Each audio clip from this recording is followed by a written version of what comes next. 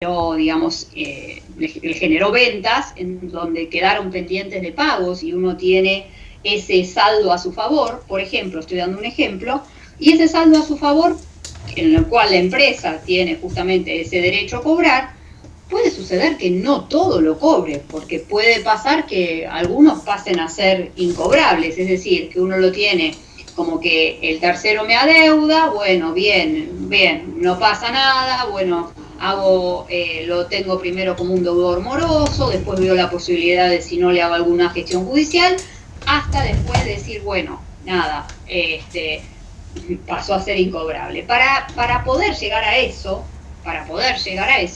tenemos la posibilidad, desde la contabilidad, de decir, bueno, podemos analizar desde los ejercicios pasados qué es lo que ha ocurrido, de manera tal de también poder evaluar y llegar a una probabilidad de poder pronosticar cuáles podrían ser la consecuencia futura de esta situación. Porque es un hecho que hoy por hoy a mí es a cobrar y está todo bien, pero quizás mañana pueda tener algún inconveniente. Ante esa situación, tener la probabilidad de poder registrarlo, si es que tengo todos los elementos para poder hacerlo, de manera tal de poder contemplar esa situación. Entonces, por eso dice, esa información también debe tener ese valor predictivo de poder ayudar a hacer esa probabilidad sobre consecuencia de hechos pasados o presentes, pero que en definitiva me va a impactar, ¿no?, a consecuencias futuras, ¿no? Por eso esas consecuencias futuras de impacto lo puedo tener en consideración en función de hechos pasados o presentes que me permitan poder proyectarme y poder conocer esa probabilidad, digamos, propiamente dicha. Entonces, por un lado, entonces dijimos que, por un lado, uno de los requisitos venía de la mano de la pertinencia, ¿no? Es decir, que satisfaga a estos terceros, que estos terceros puedan tomar decisiones en función a esa información, y sí o sí debe tener un valor confirmatorio, es decir, poder chequearlo y poder confirmar o corregir en caso que así se lo requiera, o que además tenga un valor predictivo, es decir, ayudar al usuario a poder aumentar esa probabilidad de pronóstico hacia consecuencias futuras sobre hechos pasados o presentes. Esta misma situación se puede dar, yo recién hice un ejemplo sobre una situación de un derecho a mi favor con un activo, pero esto puedo proyectarlo también si con alguna deuda contingente en donde, por ejemplo, como les decía la vez pasada, soy Frávega, me dedico a vender y yo sé que hay cierta cantidad que seguramente voy a tener que hacer uso de la garantía y tener que reponer o hacer algún tipo de gasto de reparación por esa garantía que tengo que dar curso. Entonces, a consecuencia de eso, puedo conocer qué es lo que ha ocurrido en años anteriores y saber de qué manera puedo considerar qué podría suceder como para tener un porcentaje, digamos, de lo que ha ocurrido en ejercicios pasados para poder contemplar qué porcentaje, en función a ese porcentaje, cuál sería el monto a contemplar en este ejercicio. Esas son situaciones, por eso es ese valor predictivo, no es que vos estás tomando un valor exacto, sino que vas a trabajar con probabilidades.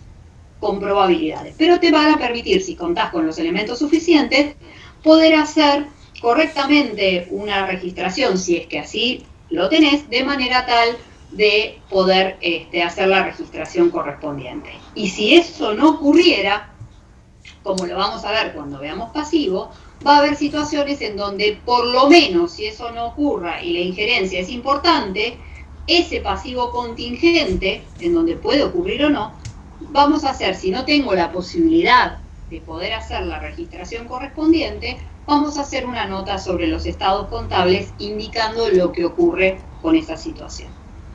Pero siempre la idea es que la información sea lo más exacta de la realidad, que de hecho lo vamos a ver en otro de los requisitos.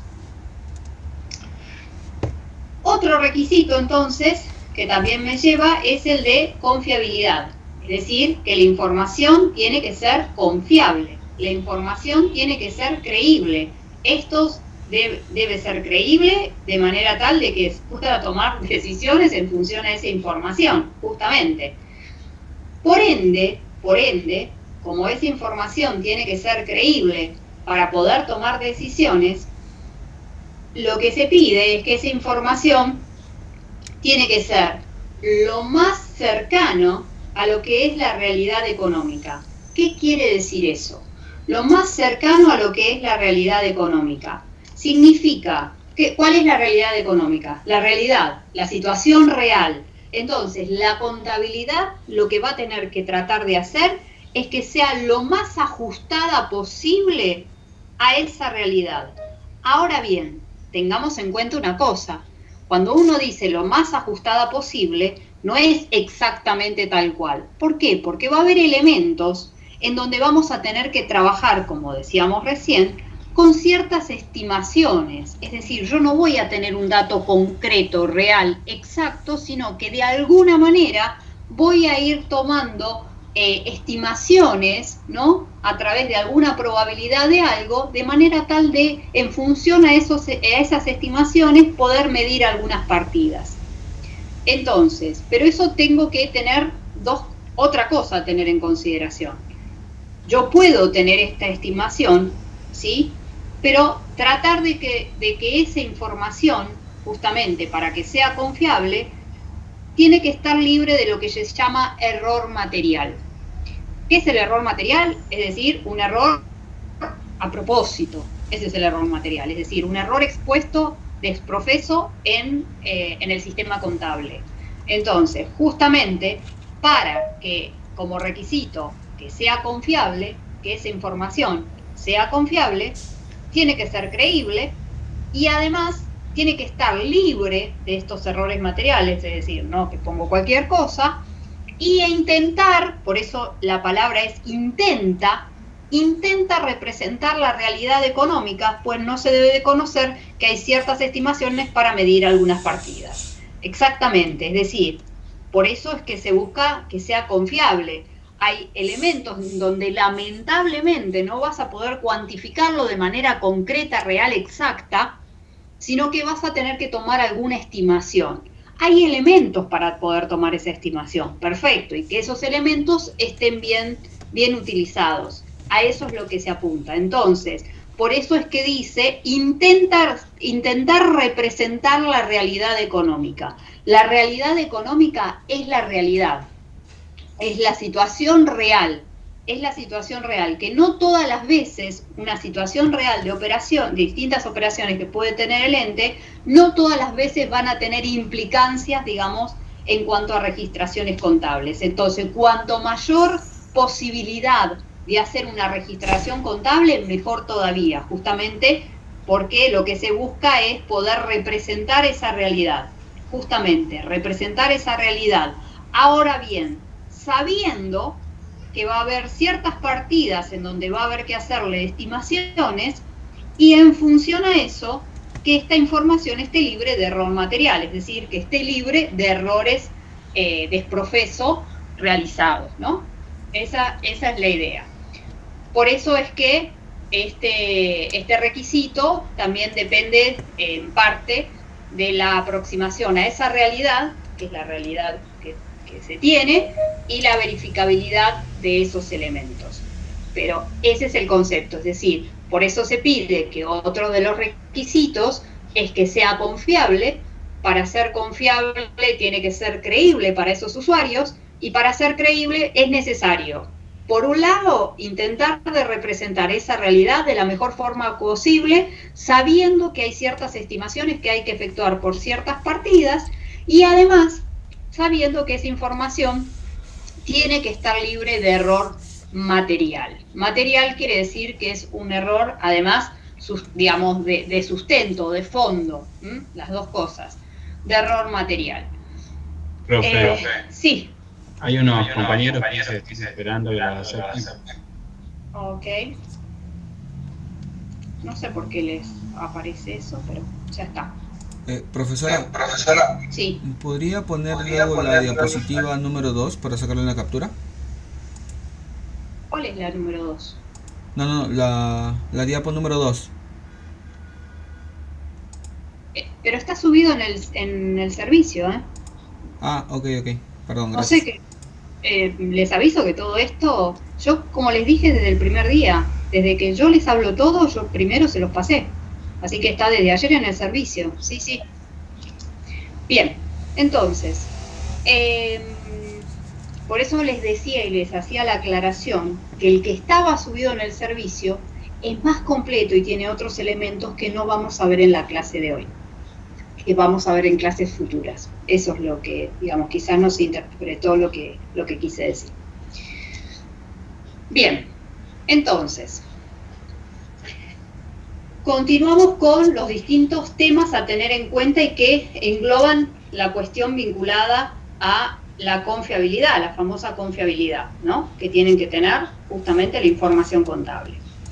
Entonces veníamos de la mano de estos elementos que nos permitían estar aproximados a la realidad y a la verificabilidad de la información brindada en los estados contables, y pasamos ahora entonces a poder ver cómo llegar a esa aproximación de esa realidad, es decir, ampliamos el concepto que antes aquí lo poníamos dentro de los elementos, es decir, considerar que esta información tenía que estar libre de error material y considerar que debería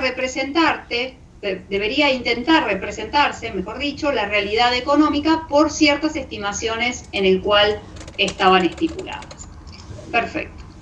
En función a eso, lo que vamos a intentar ver es el tema de cómo nos aproximamos a esa realidad, que es la situación, que son las operaciones concretas en las cuales todo aquello que se pueda volcar en los estados contables va a ser lo mejor que uno pueda, digamos, o sea, la idea es poder exponer todas las situaciones y todas las operaciones siempre y cuando tenga las condiciones para eso.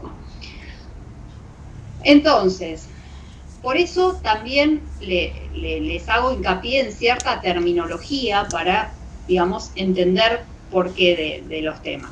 Acá, por ejemplo, dice, la información contenida en los estados contables deben presentar descripciones y mediciones que guarden una correspondencia razonable. No le está diciendo exactamente. Por eso dice, la información contenida en los estados contables deben representar descripciones y mediciones que guarden una correspondencia razonable con los fenómenos que pretenden describir. Razonable. Ustedes van a ver en todos lados, en los libros, que la expresión va a ser o una medición razonable, cuando hablemos de medición, o en este caso, cuando estamos hablando en general en cuanto a la aproximación de la realidad que va a tener esa registración contable, correspondencia razonable. Por eso utiliza esa terminología, porque la idea justamente es poder representar de la mejor manera la información contenida en los estados contables, pudiéndose describir esos estados dentro de los estados contables, llevando la realidad económica a la registración. Ahora bien, por eso dice, la información contenida en los estados contables deberán presentar estas descripciones y mediciones que guarden una correspondencia razonable con el fenómeno que pretende describir. Por eso también te dice que, por eso digo que es ampliación de esto, por eso también te dice que no deben estar afectados por errores u omisiones importantes ni deformación para beneficiar los intereses de particulares del emisor u otras personas.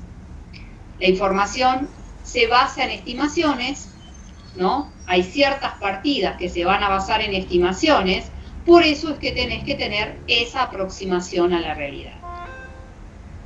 Y acá viene de la mano de lo que dijimos de errores materiales. Errores materiales que habíamos indicado acá son errores importantes, son errores sustantivos. Entonces, no deben estar afectados, justamente, no deben estar afectados a estas omisiones importantes ni por deformaciones dirigidas a beneficiar intereses del emisor u otras personas. ¿Cuál es la idea? A ver, la idea es que el estado contable que se presenta sea ese estado contable, no 80 distintos. ¿A qué me refiero? Digo, no vamos a brindar una información de un estado contable a un banco porque requiere un préstamo, otra información a los accionistas porque necesito mostrar tal situación. No, el estado contable es uno solo. Ese es el tema. Entonces, por eso es que la idea es que no tiene que estar afectado por ningún error sustantivo, ningún error importante u omisión, ¿no? Para beneficiar ningún interés, ni del propio emisor, es decir, ni del propio ente, ni de otras personas. Justamente, esa es la idea. La idea es que el estado contable es ese, punto, y es el mismo para todos. Esa justamente es la idea. Por eso dice eso. Entonces, no deben estar afectados por estos errores ni por deformaciones dirigidas a beneficiar intereses de particulares propios del ente o con terceras personas. Ahora bien, entonces, uno de los requisitos, digamos, era el tema de la pertinencia, ¿sí? Y la información que tenía que contener.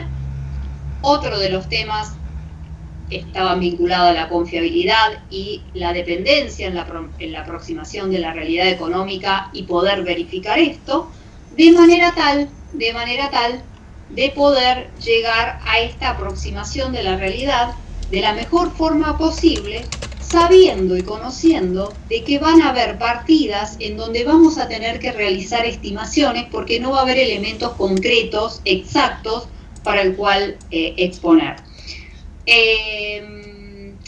Digo también, a ver, estimativo desde un pasivo contingente que puedo tener o de un pasivo cierto. ¿A qué me refiero cuando digo eso? Supónganse que yo todos los meses o cuando sea, recibo los gastos de luz de la empresa. Bueno, y de repente, no, por X motivo, no tengo el elemento todavía, no tengo el dato exacto, no lo tengo, el dato exacto no lo tengo. Yo tengo que informar eso en los estados contables. Yo sé que concretamente voy a tener que hacer frente a la obligación de pagar la luz. O sea, yo sé de eso. Y de repente tengo un corte en los estados contables. Entonces no puedo dejar, no, esto no va a pasar. No, sí, lamentablemente va a pasar. Entonces, lo que sí me va a tener que pasar es que para ese elemento puntual en donde no tengo la factura todavía, bueno, voy a tener que trabajar con un valor estimativo y ahí es donde viene de la mano de decir, bueno, a ver, se supone que la estimación que hiciste es en función a algo razonable. Ahí vuelve nuevamente la correspondencia razonable de esa estimación de manera tal de poder aproximarte a la realidad concreta que estás analizando. Entonces, en ese caso puntual, en donde de repente conozco que esa obligación cierta la voy a tener que hacer, pero no tengo el dato concreto del monto a tener que pagar, pero sí ya sé concreto que lo tengo que hacer porque es una obligación cierta que tengo siempre, bueno, estimaré en la forma necesaria de manera tal de exponer un monto estimado según algunos elementos, de manera tal de poder hacer la registración correspondiente. Después veré si el dato estimativo, cómo fue y cómo no fue respecto del real.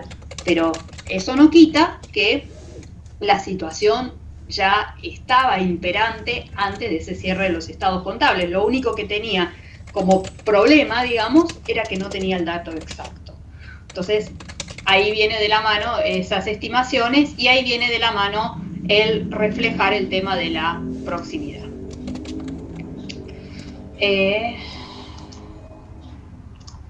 Bien. Perfecto. Bien. Bueno, otro de los elementos es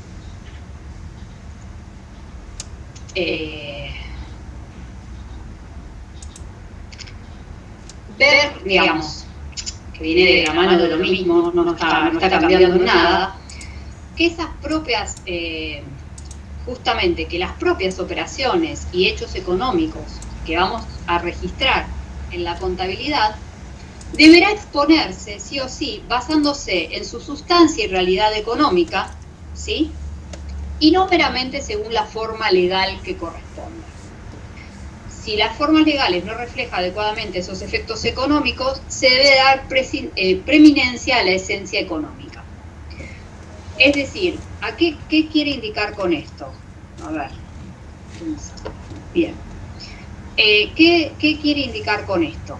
Lo que apunta es, justamente, que siempre, sí o sí, la realidad económica va a estar por encima de cualquier otra situación, aunque la formal. ¿Por qué? Porque, es más, esta misma situación lo podemos ver desde el punto de vista tributario también. Obviamente estamos viendo contabilidad y vamos a estar reflejando en esto. Pero, digamos, justamente desde el punto de vista tributario, y acá lo podemos trasladar también, es sacar el ropaje de si uno quiere darle una figura a una situación que no es, y dejar la figura real que corresponde a esa situación real con la que se tiene el ente como para hacer la registración correspondiente. A eso es lo que está apuntando, justamente. Por eso dice, debe darse preeminencia a esa esencia económica, es decir, debe darse preeminencia a la situación real, a la realidad, justamente, a esa realidad económica, y por eso, y no armar un ropaje, una situación para hacer una registración sobre un hecho que no es tal cual es la realidad. Eso es lo que quiere indicar, es decir, justamente poder llevar que, digamos, la información contable no contemple justamente el tema que no contemple justamente su realidad económica. Eso es lo que quería decir. Bien, entonces, el otro requisito es el de la esencialidad, y esa esencialidad se centra en tener como sustancia la realidad económica y no dar ningún ropaje jurídico, ¿no?, o legal como para mostrar algo que no es y hacer la registración contable correspondiente sobre ese ropaje jurídico que armaste en función de algo que no es. Eso es lo que quiere decir. Otro de los elementos a tener, o como requisitos a tener en cuenta, es que la información no debe ser sesgada, ni favorecer a un emisor, ni influir a un usuario en particular. Por eso es que tiene que ser neutral. Es decir, la información tiene que ser neutral. Por eso dice no debe ser sesgada. Sesgada es cuando tiene la inclinación hacia un particular. No tiene que ser sesgada, ni deformada para favorecer a nadie, justamente, ni influir en la conducta de usuario para una acción en particular. La información contable, ahí viene de la mano otra vez, tiene que ser lo más aproximada a la realidad económica de manera tal de que nunca se incline para ningún lado. Tiene que ser neutral, justamente es eso. Esa información no puede estar sesgada como para tener una inclinación de una situación hacia una situación versus respecto de intereses de otras. Justamente es eso. Pensemos que todo esto, todo esto, que ahí viene de la mano de lo que vimos, todo esto después tiene un análisis por parte del auditor, es decir, hiciste todo el proceso, llegaste a armar los estados contables, y esos estados contables que armaste, va a haber un tercero contador, que no va a ser la empresa, va a ser un estudio aparte, un contador aparte, independiente, que va a auditar el proceso realizado. Y ese auditor va a hacer un informe de auditor. Y ese informe, si el auditor no está de acuerdo con alguna de las situaciones que ocurrió en todo este proceso, va a hacer alguna salvedad en su informe de auditor para no avalar algo que no corresponda.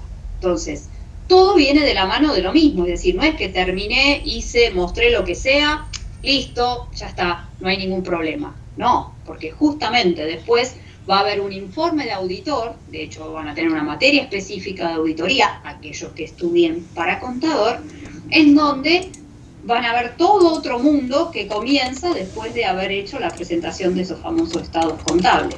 Entonces, digo, por eso es el hincapié de qué es lo que, digamos, tenemos que tener en cuenta al momento de contemplar los requisitos, contemplar de cómo te dicen las normas legales que tenés que llevarlo, qué forma cronológica, de qué manera, si puede estar tachado o no, qué ocurre, qué no ocurre, etcétera, etcétera, etcétera. porque justamente no solamente hay normas legales, hay normas contables para poder continuar y digamos, y desarrollar en función al armado de esas registraciones contables, de manera tal después que va a haber un tercero que justamente va a auditar todas esas situaciones. Bien, entonces, la información expuesta tiene que ser neutral. Sí, pregúntame. Esa auditoría Sí. que la pasa a un tercero, ¿es por pedido de la propia empresa? No, es así, no, es así. Vos los estados contables, luego sí o sí van a tener que estar auditados.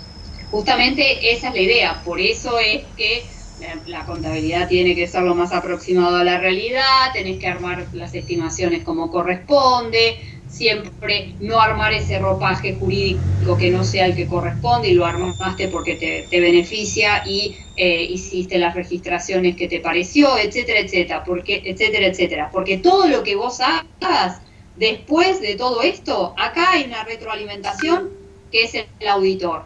Y el auditor te va a decir si esos estados contables fueron llevados en legal y contablemente en forma o no, justamente. Y él va a hacer un informe en donde haga salvedades sobre aquellos aspectos en donde él no está de acuerdo, que no está de acuerdo por ciertas normas y te dice por esto y por esto, justamente. Entonces, él tiene que salvaguardarse, justamente, él no va a decir que eso está perfecto, y él tiene que salvaguardarse a consecuencia a través de su informe. Entonces, sí o sí, todos los estados contables tienen que tener luego, a posteriori, un informe de auditor, ¿sí? Por eso es que las firmas de auditorías y por eso que la firma del auditor es mucho más importante. ¿En qué sentido? Es el que está revisando todo. No hizo todas las operaciones, no es un tercero, no pertenece a la empresa. Es o un estudio externo o un profesional independiente externo, justamente, porque tiene que revisar todo eso que está allí registrado y presentado de manera tal de si está llevado como corresponde o no. Y en caso de que no, en su propio informe hace salvedades en pos de eso. Esas salvedades mañana me van a poder hacer una retroalimentación y de decir, bueno, entonces esto así, si es que, entre comillas, fue un desliz, o no fue un desliz y es algo que la empresa justamente pensó en hacerlo de esa manera, ¿no? Porque justamente a lo que se apunta es a eso, a no permitir que los balances, o los estados contables, mejor dicho, presenten información que no son las que corresponden y no son las que tienen que ver con su realidad económica, y que estén transcriptas en función a un ropaje jurídico que no es, en función a una situación que no es, etcétera, etcétera, de manera tal de tener algún interés con algún tercero que convenga ese armado en particular. Por eso viene todo de la mano. ¿Y ese auditor responde a quién sería? Es afuera, es independiente, no responde a nadie, justamente. Es un tercero que va a revisar todo ese proceso que se hizo en el armado de esos estados contables. Va a ir a hacer revisiones, algunas cosas no son punto por punto, algunas cosas son más globales, en donde hace un análisis más global, o algunos puntos donde no le cierra va a funciones justamente específicas, de manera tal de determinar si eso fue llevado legal y contablemente en forma o no. Porque su firma es más complicada todavía. La firma del que firmó, el contador también, de la empresa, ¿no? Pero el que lo revisó y dijo esto está ok, es peor todavía, porque te pueden sacar la matrícula. Ahí justamente la posibilidad es que vos, ese tercero está matriculado, es un profesional matriculado, vos te recibís y no necesariamente tenés que estar matriculado, salvo que te dediques justamente a trabajar tipo en consultorías o en estudios contables. Digo, si vos trabajás en relación de dependencia, podés ser un contador en relación de dependencia y no vas a utilizar la matrícula. La matrícula la vas a utilizar si es que vos vas a hacer informes para terceros. Entonces, cuando digo informes para terceros, puede ser un informe de auditor, puede ser análisis puntuales, específicos, que algún ente o que se requieren para organismos fiscales o algo, alguna información en donde hagas la firma correspondiente, entonces en función a eso se te va a requerir la matrícula. Y la matrícula también requiere de que vos lleves, justamente hay una ley puntual de ética, en donde te indica de qué manera tiene que trabajar ese profesional, y hay consecuencias si no trabaja como corresponde, justamente, consecuencias penales. Entonces, la idea es que ese estado contable sea revisado por un tercero ajeno. Pero por eso digo, van a tener una materia específica que va a ser auditoría. Todos los puntos que acá son o un capítulo o medio capítulo de algo, después ustedes van a tener dentro de la carrera, si es que siguen para contador, una materia específica. Como les digo, esta es teoría contable, te habilita sistemas contables y contabilidad financiera, digamos, que van profundizando estos temas. O sea, todo vinculado a contabilidad externa. Después van a tener costos y contabilidad de gestión, todo vinculado a contabilidad interna. Después van a tener auditoría, es decir, ya una vez presentados esos estados contables, bueno, justamente, ¿qué son las tareas que tiene que hacer ese auditor? En donde hay normas contables específicas, ya sean normas locales o normas internacionales, que tiene que llevar ese auditor para poder decir que su tarea la realizó como corresponde. Por eso digo, todas las pequeñas cuestiones que acá la vamos a ver como un pequeño punto, van a tener materias después específicas con respecto a eso. Así que, pero están más al final de la carrera. Así que todavía falta. Pero sí que sepan de que existe esta situación, es decir, toda la presentación que vos vas a hacer y todo lo que vamos a estar haciendo en estas 3 materias, es decir, teoría contable, sistemas contables y contabilidad financiera, va a tener como finalidad después ir a la materia de auditoría, que va a ser el punto de realimentación de esto. La idea es que estas 3 van a profundizar estos temas siempre para contabilidad para tercero. Las otras 2, costo y contabilidad de gestión, para contabilidad interna y así sucesivamente. De hecho, hay auditorías internas, es decir, no solamente auditorías externas, que es lo que estoy diciendo, sino también para el proceso interno que organiza el ente, hay auditorías internas que ahí sí son más propias, de manera tal de poder chequear que el proceso que hiciste internamente estaba bien o no. Pero lo que yo estoy hablando ahora, estoy hablando de auditores externos que verifican esos estados contables, que es lo que estamos hablando, justamente. Entonces, ¿alguna otra preguntita, algo? ¿No? Bueno, el otro punto u otro requisito a tener en consideración también es que la contabilidad tiene que ser íntegra. ¿Qué quiere decir? Que tiene que ser, obviamente, lo más completa posible, obviamente, esa es la idea, y no omitir información significativa que pueda convertirla en falsa o conducente a un error.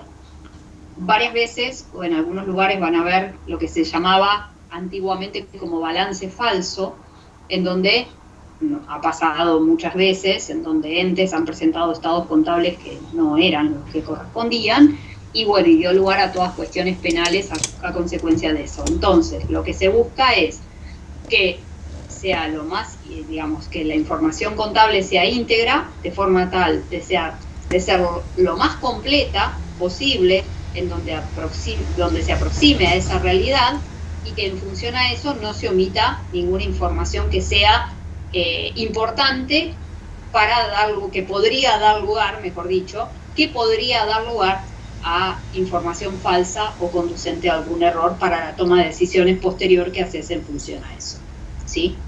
Por eso te dice que la información debe ser completa teniéndose en cuenta esto, teniéndose en cuenta que cuando uno habla de completa, vas a hacer lo más completa posible, de forma tal de que pueden darse situaciones en donde no puedas hacer la registración que corresponda, porque hay elementos que no tenés como para poder registrarlo, pero así como está esa situación, Ojo, que no se omite información significativa que pueda convertirla, este estado contable, como falso o como conducente a errores. Justamente eso. Siempre va de la mano de lo mismo. Justamente, siempre va de la mano de lo mismo, en donde la aproximación a esa realidad es el eje. Y ver cómo podemos llegar a esa aproximación de la realidad. Justamente, ver cómo se puede llegar a esa aproximación de la realidad. Justamente ese es el eje de todo. Ese es el eje de todo. Después, hay otros elementos, otros requisitos que también tenemos que tener en consideración. Acá, digamos, justamente el poder verificar, ¿no? Uno trata de que el estado contable sea confiable, y para poder ser confiable tiene que existir la posibilidad de poder verificarlo. Entonces, justamente, la representatividad va a estar en la comprobación que haga esa persona externa con una pericia suficiente para poder decir si esos estados contables, son correctos o no. Esta pericia, que indica justamente acá, está hablando del auditor. Es decir, que la información contable contenida en esos estados contables sea confiable y por ende pueda ser verificable de manera tal que su representatividad esté susceptible de comprobación por cualquier persona con una pericia suficiente.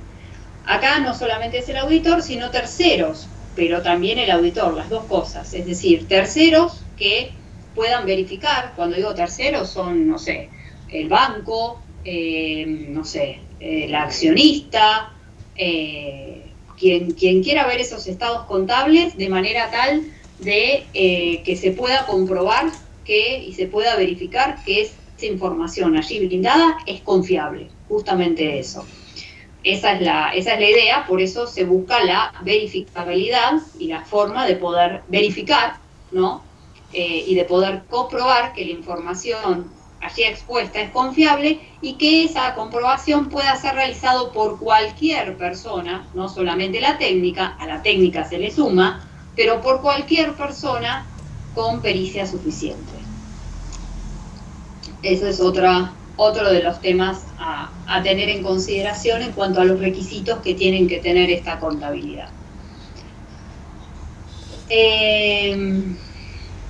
Después les voy a decir también ahí está dentro del libro de Pauline Newton, hay un capítulo puntualmente de estos temas, de los requisitos, un capítulo, serán 3 hojas, no mucho más, en donde habla puntualmente sobre estos temas. Después veo de poder detectar eso y se los paso. Y les paso la información, ¿no? Y después, otro de los requisitos es que la información obtenga esta sistematicidad. Es decir, que la información contable debe estar orgánicamente ordenada, considerando las reglas contenidas en las normas contables profesionales. ¿Qué quiere decir esto?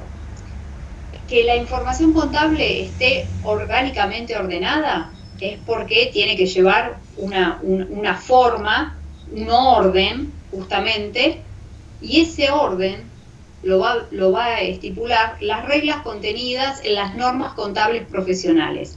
Las normas contables profesionales pueden ser normas contables profesionales argentinas, que para nuestro caso son las resoluciones técnicas, o las normas contables profesionales internacionales, si es que el ente, esa empresa, tiene que presentar sus estados contables bajo normas internacionales. Pero la idea es que exista esta sistematicidad, es decir, que esté ordenado de forma tal, considerando las reglas, cual le corresponda, pero considerando esas reglas, justamente, las reglas contables, de las normas contables, digo. Bien, otro elemento de requisito, y este es sumamente importante, que se llama el requisito de comparabilidad. ¿Por qué es importante? Porque cuando nosotros presentemos los estados contables y armemos todos estos estados contables que estamos indicando, van a ver que cuando se cierren esos estados contables, se van a poner, por un lado, la información del ejercicio que estoy cerrando y en paralelo la información del ejercicio anterior, de manera de ser un comparativo. Es decir, todos los estados contables, cuando vean que nosotros llegamos, igualmente nosotros en los ejercicios vamos a cerrar los nuestros, vamos a buscar estados contables reales, de manera tal de que ustedes vean realmente cómo se exponen, pero, digamos, en los ejercicios no vamos a estar haciendo eso. A veces la empresa comienza y no tenemos esa información anterior, etcétera. Pero sí, para que ya comiencen a saber que cuando se cierran los estados contables y exponés la información de los saldos en esos estados contables, va a existir la información expuesta del estado contable que estás cerrando versus el estado contable anterior. Es decir, la información se va a exponer en una columna, la de que está cerrando, y después en otra columna la información del ejercicio anterior. Por eso dice que la información contenida en los estados contables debe ser susceptible de comparación con otra información en lo que se llama la evolución financiera y económica del ente y su estructura patrimonial. La evolución económico y financiera viene dado de los estados el estado de resultados y la estructura patrimonial del estado de situación patrimonial. Eso es lo que en este término te indica. Entonces, esta información contenida, que tiene que estar en comparación del mismo ente a la misma fecha o periodo, del mismo ente en otras fechas o con otros entes. A ver, la información que vamos a exponer en los estados contables va a ser la información de cierre del ejercicio que estamos haciendo versus la información del ejercicio pasado. Ahora bien, esto, ¿qué nos permite? El poder tener, el poder llevar la contabilidad según esa correspondencia razonable que dijimos que viene de la mano de las normas contables, de cómo estipular y cómo hacerlo, porque de esa manera me va a permitir saber si yo me muevo en un mercado en particular, no sé, en una actividad en particular, y de una estructura de empresa en particular, saber si me puedo comparar desde el punto de vista del mercado, no de la contabilidad en sí, desde el punto de vista del mercado, en qué situación estoy respecto de otras empresas. ¿Por qué? Porque las otras empresas van a llevar la contabilidad de la misma manera, es decir, no es que cada uno lo evalúa como quiere, sino que todos tienen que llevar la misma situación. Entonces, la comparabilidad en principio es con tu propio ente, que es el cierre de esos estados versus la información del ejercicio pasado. Esa es en cuanto a la cuestión contable propiamente dicha. Ahora bien, eso no quita que con esa información vos quieras chequear sobre otros entes que tengan una estructura y una actividad similar, una estructura similar a la tuya, de manera tal de saber cómo se encuentran, en qué condición se encuentran financiera, de manera tal de saber, contable financiera, de manera tal de saber si tu situación, digamos, está dentro de lo que es el mercado o no. Pero eso ya es otra cosa, es una visión distinta, digamos, no es la visión contable, pero eso no quita de que uno quiera conocerlo. Por eso es que, como existe este requisito de comparabilidad, es necesario que se registren las situaciones en función a las normas contables profesionales. Si no, cada empresa evaluaría las cosas como le parece y no podrías comparar nunca nada.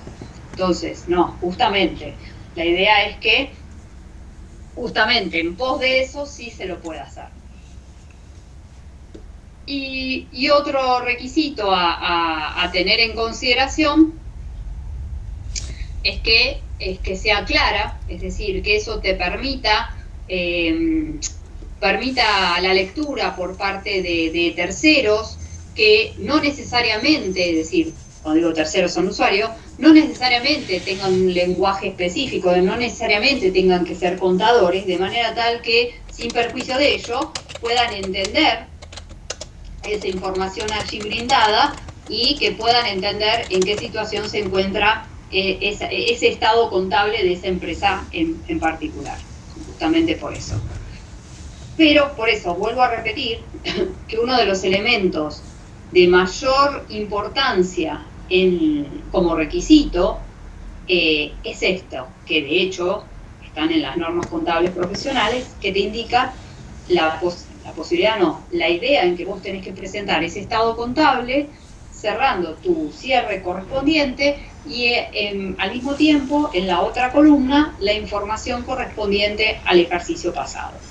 De hecho, con esta aclaración, vamos a ver que cuando veamos en el segundo examen todo lo vinculado a la porción vinculada al ajuste por inflación, que toda esta primera parte no va a estar contemplada, por eso les digo que siempre estamos trabajando con un modelo contable de contabilidad histórica, lo que llamamos valuación al costo, en donde cuando tengamos en consideración el tema de la inflación, que justamente ahora no lo tenemos en consideración, vamos a tener que hacer algo, porque si no yo estaría comparando 10 pesos de este cierre versus información con el ejercicio pasado, que en cuanto a cuánto yo podía comprar con esa misma plata es totalmente distinto porque hubo una inflación de por medio. Entonces, cuando veamos la parte del modelo, voy a tener que llevar esos valores a hoy, de manera tal de que cuando pongan en la comparación, ponga esos valores pasados representados, expresados, de forma tal de poder hacer este comparativo si es que estoy trabajando con ese modelo, ¿no? Como nosotros vamos a trabajar con el modelo histórico, esa situación no la vamos a estar haciendo ahora. De manera tal de contemplar eso. Entonces, los requisitos entonces que son necesarios son el de pertinencia, como dijimos, tener en cuenta esta información lo que debe contener, que sea confiable y en función a eso tener representado esta aproximación de la realidad y verificabilidad que viene de la mano de todas las expresiones. Todo esto que está indicado acá viene de la información justamente acá contenida. ¿Qué significaba estar aproximado a esa realidad? Es decir, la situación real que tiene el ente, conociéndose y sabiéndose que va a haber ciertas partidas en donde vamos a trabajar con estimaciones y no con datos ciertos y reales.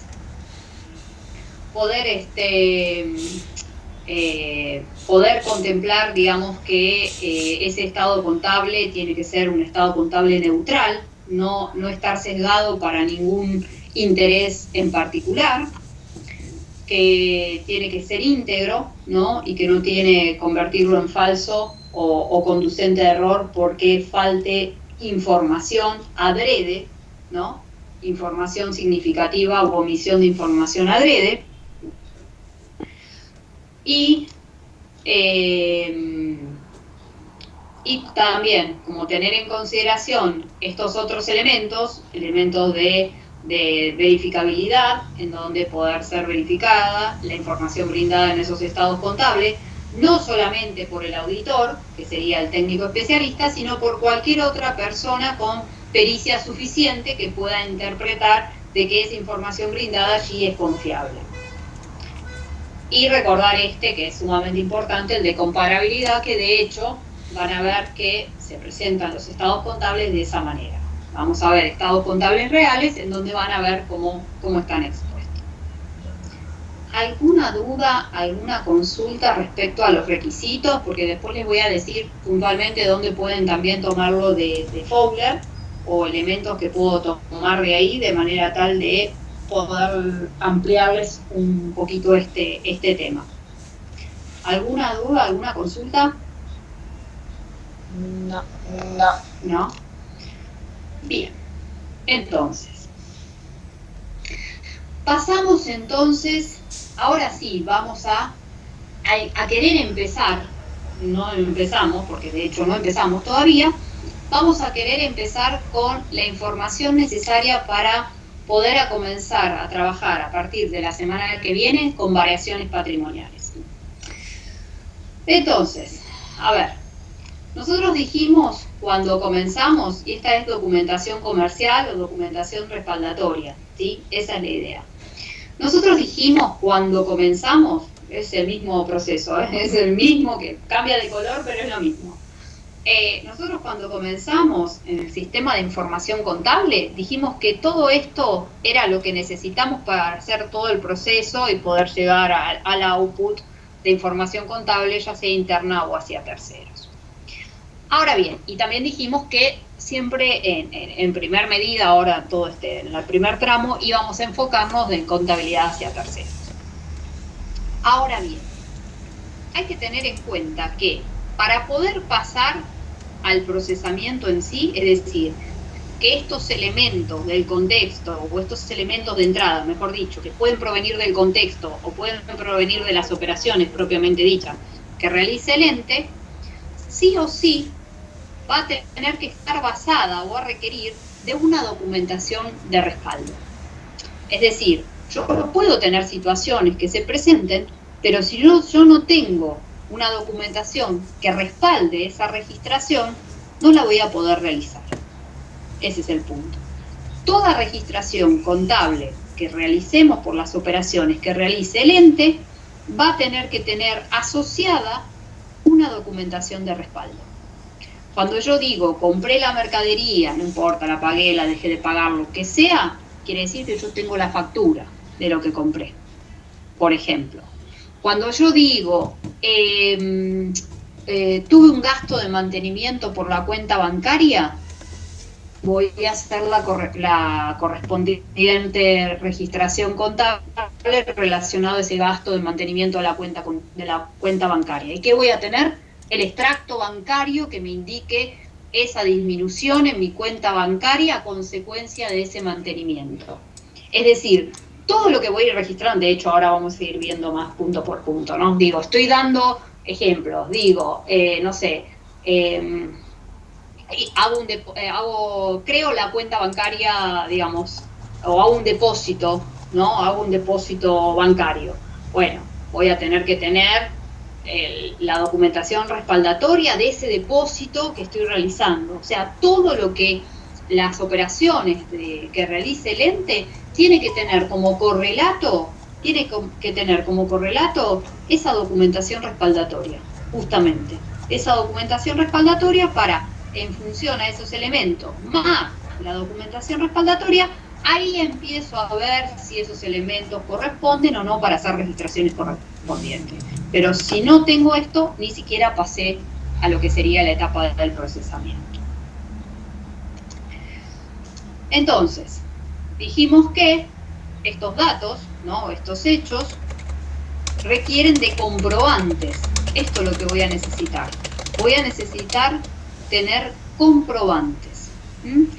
Y de hecho, en las registraciones del libro diario, automáticamente en que uno hace la registración, va a haber una nota que se hace sobre ese asiento contable que indica qué operación estamos realizando y pónganse, digo, compré esa mercadería, no importa si la pagué o no, quedó pendiente, la compré, va a decir, por la compra de la mercadería tal, con el comprobante de factura tal, número tal. Es decir, es esa información la que me va a brindar el detalle de esa registración contable que yo estoy realizando justamente. Entonces, esa registración contable va a llevar una nota, ¿no?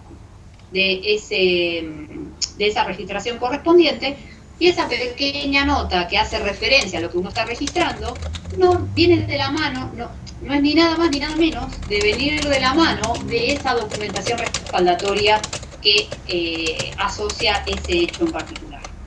Entonces, ese es el eje fundamental. Entonces, bien, dijimos entonces que la entrada de estos datos a este sistema requiere sí o sí de esta documentación respaldatoria. Esta documentación respaldatoria van a ser los comprobantes que respalden estos hechos que se producen en la empresa. Que esos hechos no son nada más ni nada menos que las variaciones patrimoniales, constituyendo de esto la entrada al sistema contable. Es lo que les decía, es decir, si yo ya cuento con todo esto, yo ya sé que entré al proceso. Por eso dice la entrada al sistema contable. Se llama justamente variación patrimonial a las distintas operaciones que realiza la empresa y que producen cambio en la composición de su patrimonio.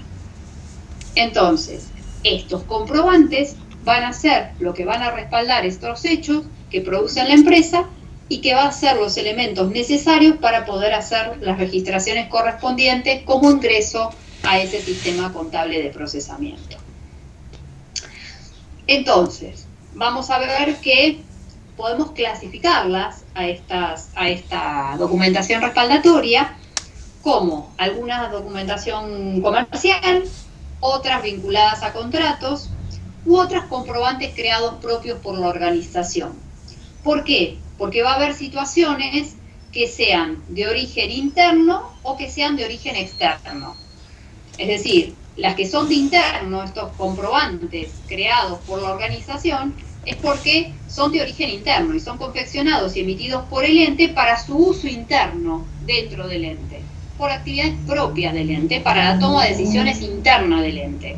Es decir, hay situaciones internas donde no se exterioriza y muchas veces hay información entre contabilidad y la parte de tesorería o información que sí es necesaria internamente, pero no en cuanto a la información hacia terceros, ¿sí? Por eso es que estos comprobantes van a poder ser clasificados como de origen interno o como de origen externo. Los de origen externo van a estar confeccionados y emitidos por tercero y entregados al ente. Son de uso externo, son entregados a terceros. Por ejemplo, de origen externo es que yo compré esa mercadería y tengo la factura. Entonces, la factura me la emitió un tercero, ¿no? Y yo tengo la factura por la compra que realicé. Entonces, esa factura es un comprobante externo por la operación de compra que estoy realizando y no es un comprobante de origen interno, sino que es un comprobante de origen externo porque esa factura me la dio ese tercero, porque yo le estoy comprando esa mercadería. Y ese tercero me lo da a mí. Mientras que hay otros comprobantes que son propios del ente para actividades internas, de circulación interna y que no es conocido hacia terceros. Por eso les decía, hay ejemplos muchas veces de situaciones entre contabilidad y tesorería, que hay información propia, que eso no se exterioriza a terceros, ¿no? Bien, nosotros vamos a hacer mayor hincapié a los que son de origen externo, ¿no? Sí, acá estamos. Sí. ¿Pueden ser registradas las variaciones patrimoniales o la documentación? La documentación sería. A ver, las dos cosas, pero estamos hablando de distintas. Yo todavía ni siquiera entré en variaciones en donde sí hay, pero ni siquiera lo entré. Lo que yo estoy hablando es que pueden ser de distinta índole esta documentación respaldatoria. Yo no estoy hablando de variaciones todavía. La semana que viene sí vamos a hablar. La respuesta también es sí, pero no estoy haciéndome referencia ahora a eso, sino que me estoy refiriendo a la documentación respaldatoria. Esta documentación respaldatoria va a poder ser de distinta índole, o documentación comercial, o a través de contratos, o a través de comprobantes creados por la propia organización. Entonces, esa documentación respaldatoria va a poder ser clasificada como interna o como externa. Si es de origen interno es porque está confeccionado con situaciones propias del ente, con información interna para toma de decisiones internas, y si esa documentación respaldatoria es de origen externo, está confeccionado por tercero y entregados al ente. Como por ejemplo, por eso les decía, si yo compré la mercadería, ese tercero me hizo la factura y yo hago la registración correspondiente por esa mercadería que compré con la factura que me brindó ese tercero. Gracias. No, por favor. Entonces, a ver, por eso acá, como dije varios, ahora estamos viendo lo que son documentación de comprobantes comerciales. Una situación, y digamos, ¿cuál se quedaría con el original y el duplicado de esa situación? Una situación, o lo primero que se nos puede dar, que esto lo tenemos que tener en cuenta desde el punto de vista contable también, es cuando uno quiera, por ejemplo, hacer la compra de algo, es muy factible que, no sé, averigüe precios en distintos lugares, de manera tal de después definir, digamos, en dónde. Entonces, la orden de compra es de uso interno, inicia la operación del comprobante solicitándole al proveedor detalle de bienes, se le preguntan cuáles son las unidades, la cantidad, el precio unitario, las condiciones de pago, el plazo de entrega, plazo, etcétera, etcétera. Pero esta orden de compra, en realidad de última, es a título informativo. ¿A qué me refiero? Puede ser que después de esa orden de compra dé nacimiento a la compra propiamente dicha, o no. Capaz que hice todo eso, y nada, definí que no lo iba a comprar, definí que ese proveedor no y es otro, etcétera, etcétera, etcétera.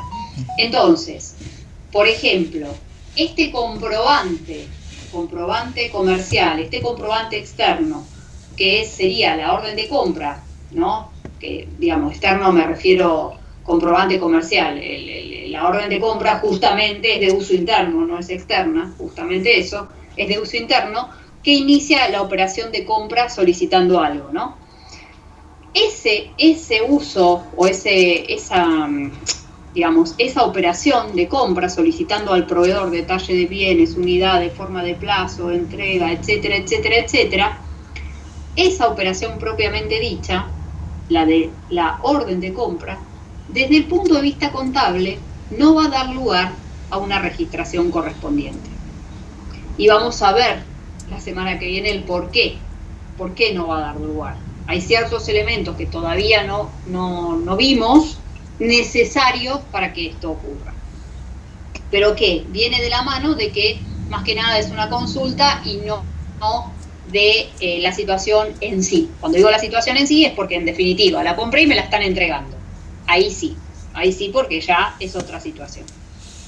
Entonces, esta orden de compra va a iniciar la operación de esa compra con el proveedor, haciendo las consultas pertinentes, pero quizás esa misma situación la hago con varios proveedores, hasta que después defino con uno. Defino y ahí sí, después arranco la operación de compra propiamente dicha.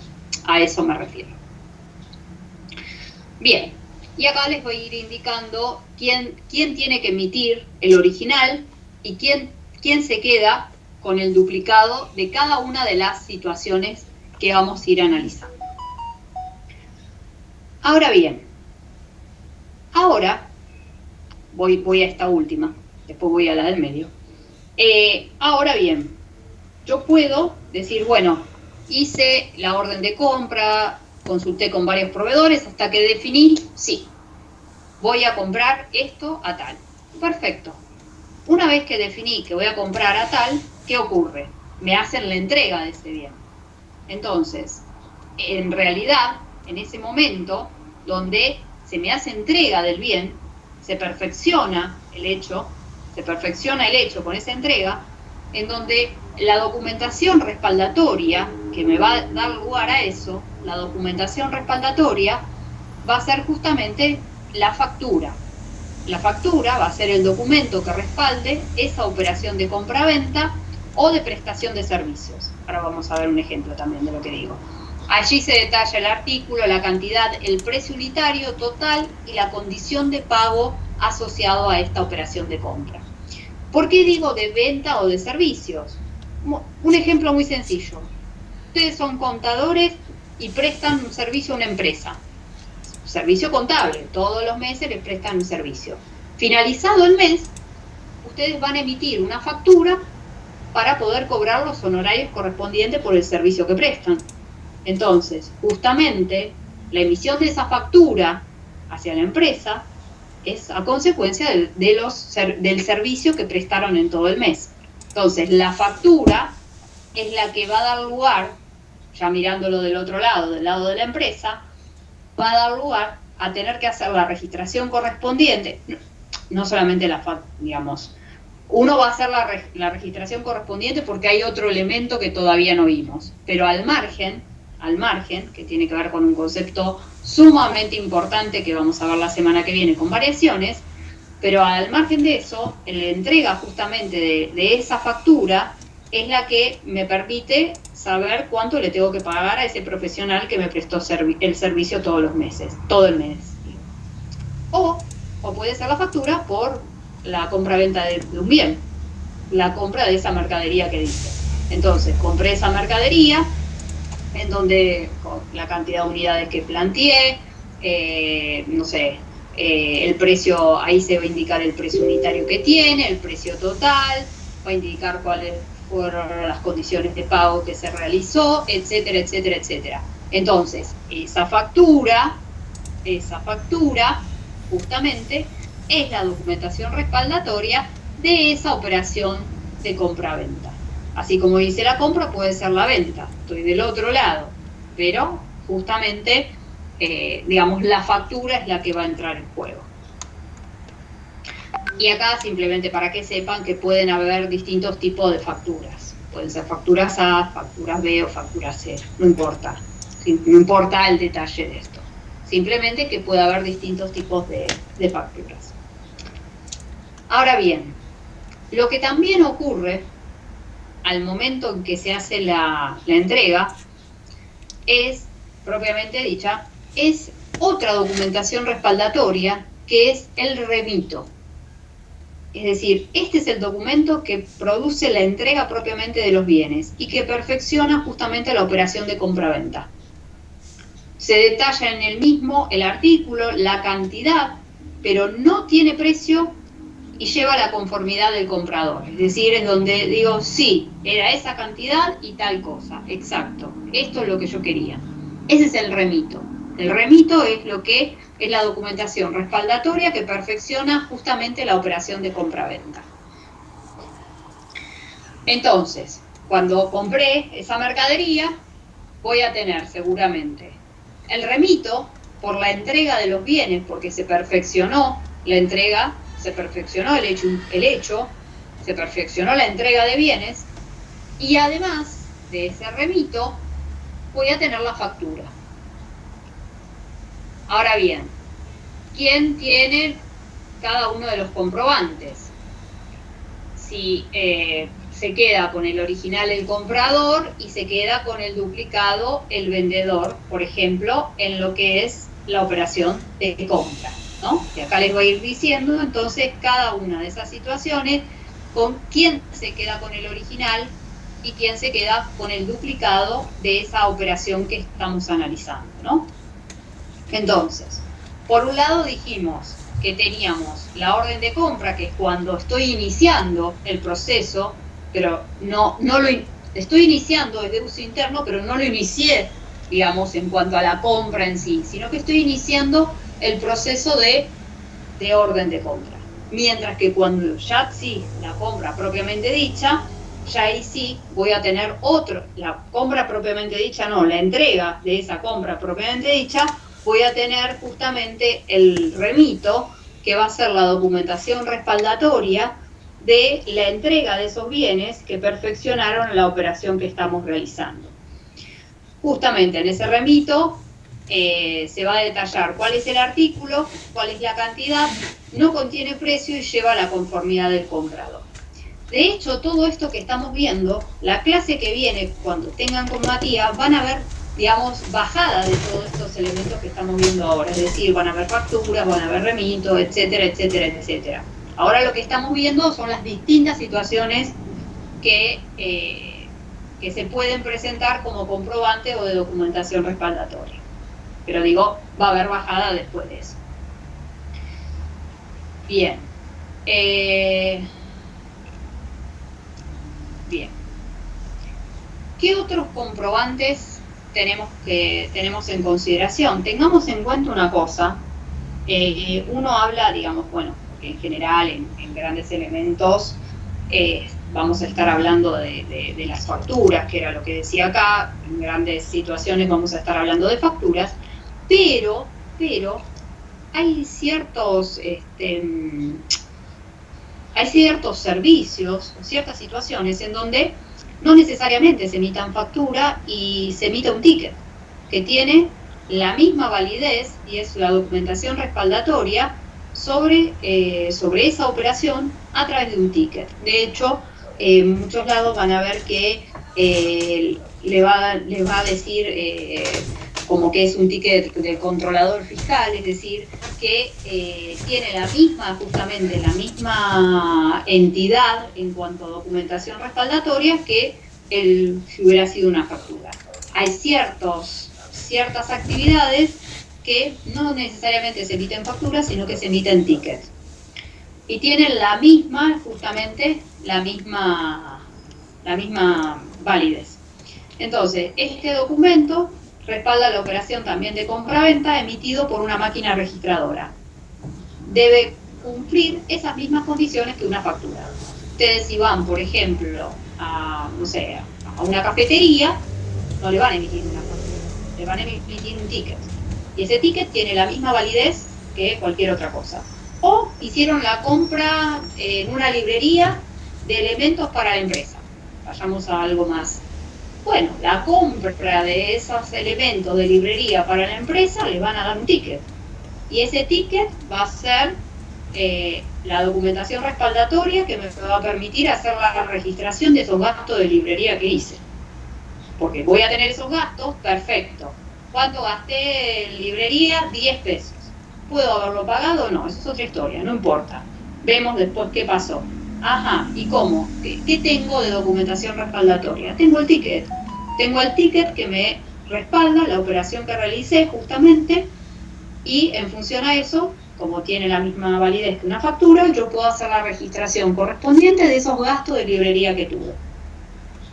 El original lo va a tener el comprador y el duplicado del vendedor. Profesora. Sí. Una pregunta. ¿La Sí. factura A tiene algún mínimo para que se realice? Las facturas, cualquiera, digamos, hay un mínimo, sí, hay un mínimo, pero ya, digamos, es irrisorio lo que dice la normativa, pero al margen de eso, por eso mismo, es que existe esta posibilidad de el ticket. Si uno va a un kiosco, no va a tener factura, un kiosco no vas a tener nada, pero digamos, ante la posibilidad de poder tener alguna documentación respaldatoria, va a ser un ticket. Justamente por eso. ¿Por qué? Porque hay montos pequeños que no se contemplan vía factura y sí vía ticket. Pero al margen de eso, al margen que por un lado algunos conceptos tienen que ver por ese lado, hay otros que no tienen que ver con eso y que hay ciertas actividades en donde directamente se maneja a través de ticket. Que tienen, por eso ahí viene de la mano, tienen las mismas condiciones que una factura. Los efectos son los mismos. ¿Cuál es la idea? La idea es que a través de esto nosotros podamos hacer la registración contable correspondiente. Entonces, ¿quién se va a quedar con el original? El comprador. ¿Quién se va a quedar con el duplicado de ese ticket? El vendedor. Muchas veces, de hecho, salen a veces de un local o algo y te dice, si te para la FIP, que tengas el ticket, ¿no?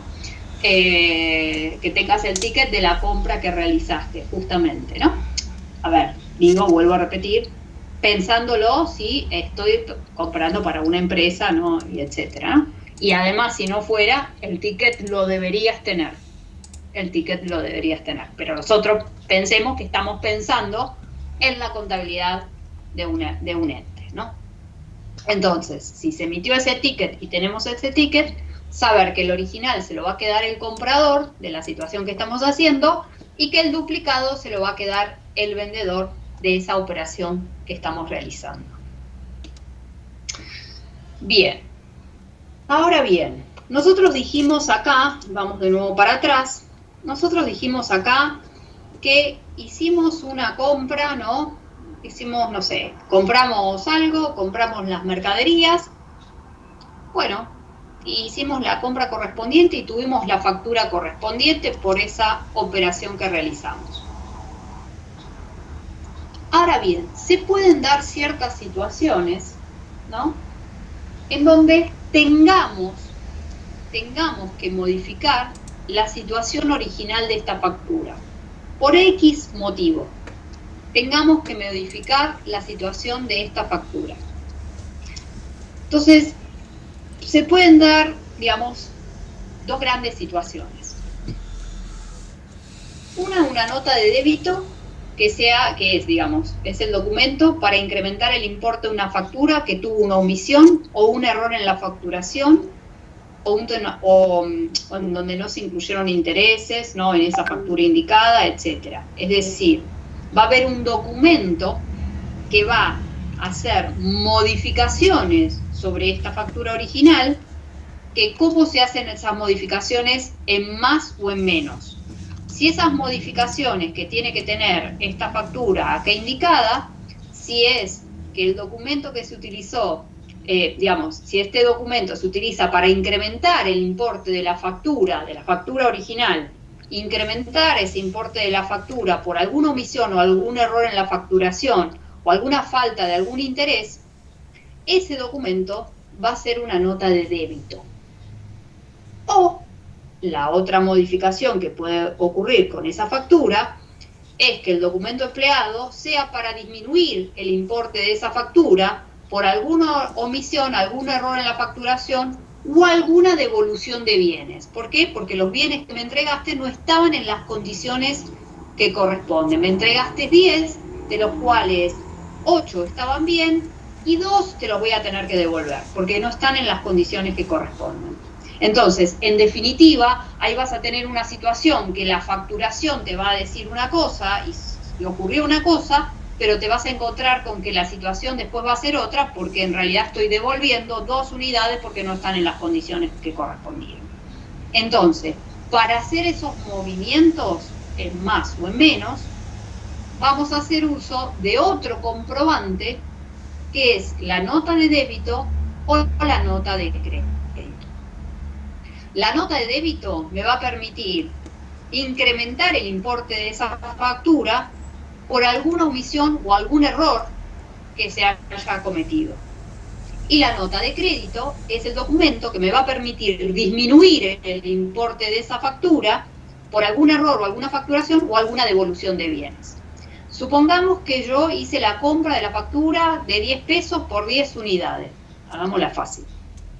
Bueno, ahora estoy devolviendo 2 unidades porque hay 2 que no están en condiciones. Bueno, a ver, yo tengo una factura por 10. No corresponde entonces.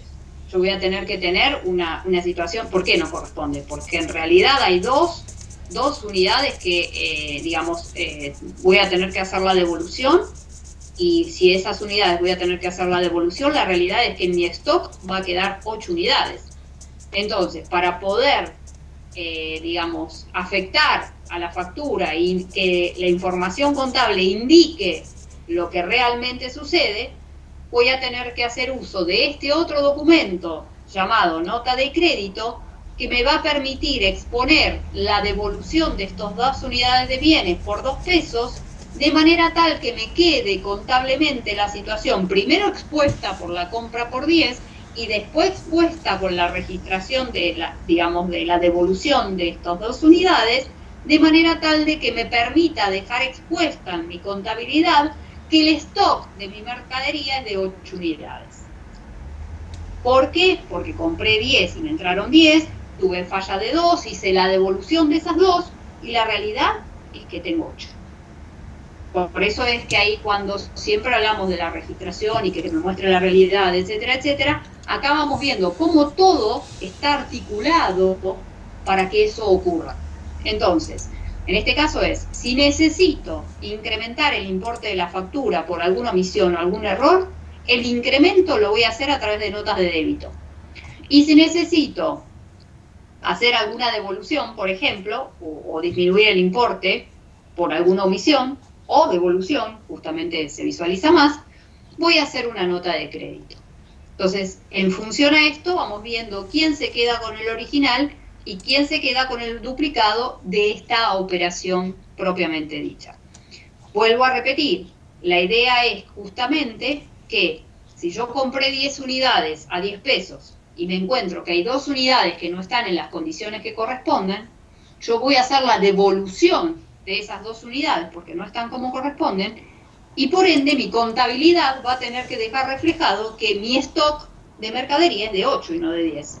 Entonces, por un lado voy a tener la registración por 10 y después voy a tener la registración de la devolución de estas 2 unidades de manera tal de poder dejar expuesta a la contabilidad que indique que cuento con 8 unidades. ¿Y qué pasó esto? Es decir, entraron 10 y ahora dejaron de ser 10 y son 8. Esa es la situación real hoy. Entonces, todas esas situaciones se van a marcar a través de documentaciones respaldatorias que me permitan hacer esas registraciones contables de forma tal de exponer la realidad en la contabilidad. Entonces, esa realidad en la contabilidad va a venir, por un lado, como dijimos, con las notas de débito, y por otro lado, si es que tengo que disminuir el importe por alguna omisión o hacer devolución, o alguna forma, en la facturación, una nota de crédito. Una nota de crédito. Bien. Ahora bien, acá hay otro ejemplo de otro comprobante que no tiene que ver con uso hacia terceros, sino que tiene que ver con información interna del ente, como es la orden de pago. La orden de pago es un documento interno que autoriza el pago de una operación y va a ir acompañado con documentación que avala dicho pago. Es decir, por eso les decía, cuando les decía aquí, en donde habían comprobantes que son creados por la propia organización de uso interno para la toma de decisiones internas, y obviamente de la mano, digamos, de información propia interna del ente, no necesariamente hacia terceros, este puede ser uno de ellos. Es decir, es un documento de uso interno en donde te permite la autorización del pago de algo. Porque que vos tengas, que vos tengas adeudada la empresa, adeude algo, no significa que automáticamente lo paguen. Vas a requerir una orden y esa información, por eso les decía, todo lo que es información interna, es muy factible que circule entre tesorería y contaduría, es decir, entre sectores internos de la empresa, de manera tal de poder realizar las operaciones correspondientes que el tercero no tiene por qué saberlo. O sea, tiene por qué saberlo la información cuando se gestionó el pago y punto, digamos, y no sé, se pagó una deuda que se tenía con el proveedor o lo que fuera, pero cuando el hecho ocurrió, no el proceso interno que avaló, digamos, esa orden de gestionar ese pago. Digamos, a eso me refiero. Entonces, todo lo que es la cuestión interna son cuestiones internas que el ente realiza para poder tomar las decisiones, y en este caso es el documento que te autoriza el pago de alguna operación en particular que se realice. Bien. Ahora bien, hay otras situaciones a tener en consideración también.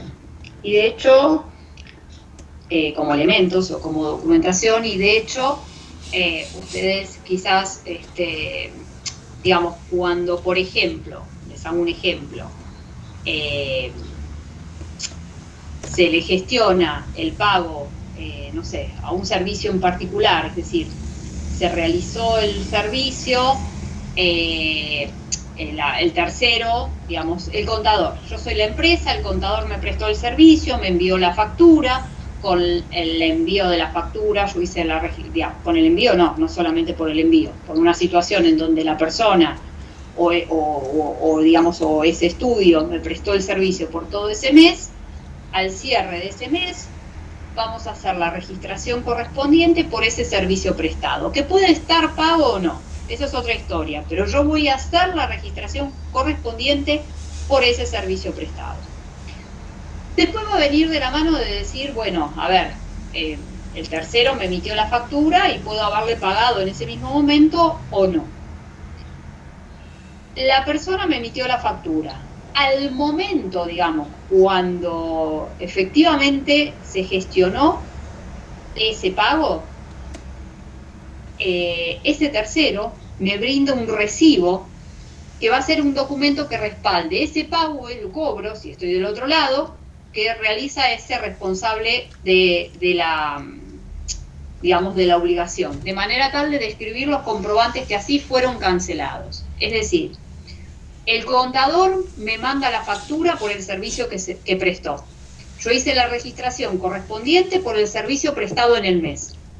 Puede suceder que la factura me la entregue a fin de mes o me la entregue cuando me la entregue, no importa. Me la entregó los primeros días del mes, no importa. Yo sé que la situación, digamos, lo tengo contemplado, me entregó la factura, hago la registración, pero en función a eso, el día de mañana, cuando ocurra, se le va a pagar ese contador. Entonces, cuando él reciba justamente ese pago, cuando él reciba el pago por esa factura emitida que él me brindara, tiene que realizarme un recibo que va a ser el documento que respalda el pago para mi empresa, cobro para él, de esa obligación estipulada que teníamos.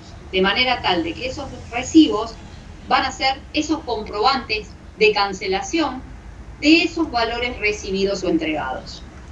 Porque en definitiva me entregó la factura por el servicio prestado y después a través del recibo es que yo sé que puntualmente se pagó esa prestación. Justamente, a través del recibo es el que sé que se pagó esa prestación. Entonces él me emite el recibo indicándome cobró ese servicio realizado. Eso es lo que quiere decir. Entonces, por un lado va a estar la factura por ese servicio que me prestó y por otro lado va a estar el recibo cuando efectivamente reciba el cobro de ese pago. Cuando efectivamente reciba el cobro de ese pago, va a existir un documento respaldatorio y ese documento respaldatorio va a ser el recibo.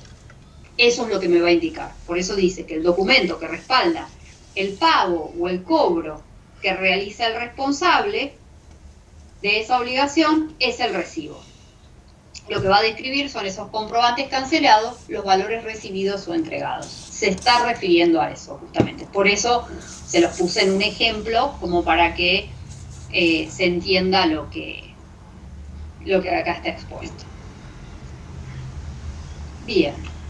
Entonces, lo que vimos hasta ahora son distintos comprobantes. Vimos la factura, vimos el remito, que es el que permite documentar la entrega propiamente dicho, de la operación propiamente dicho, donde se destaca todos los elementos sin tener en cuenta el valor, el precio, ¿no? Y lleva justamente la conformidad como que recibí efectivamente esas unidades, pónganse en la compra que dije hipotética.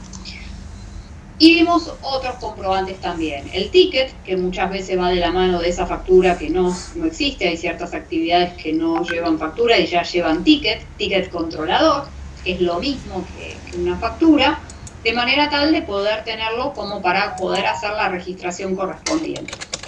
Dijimos que si teníamos que hacer alguna modificación de esa factura en más o en menos, íbamos a trabajar con las notas de débito o las notas de crédito, que iban a ser los documentos que me iban a permitir poder incrementar el importe de la factura por alguna omisión que hubiera hecho o algún error, o disminuir ese importe de la factura por alguna omisión, algún error o alguna devolución, como es el ejemplo que les daba hace un ratito.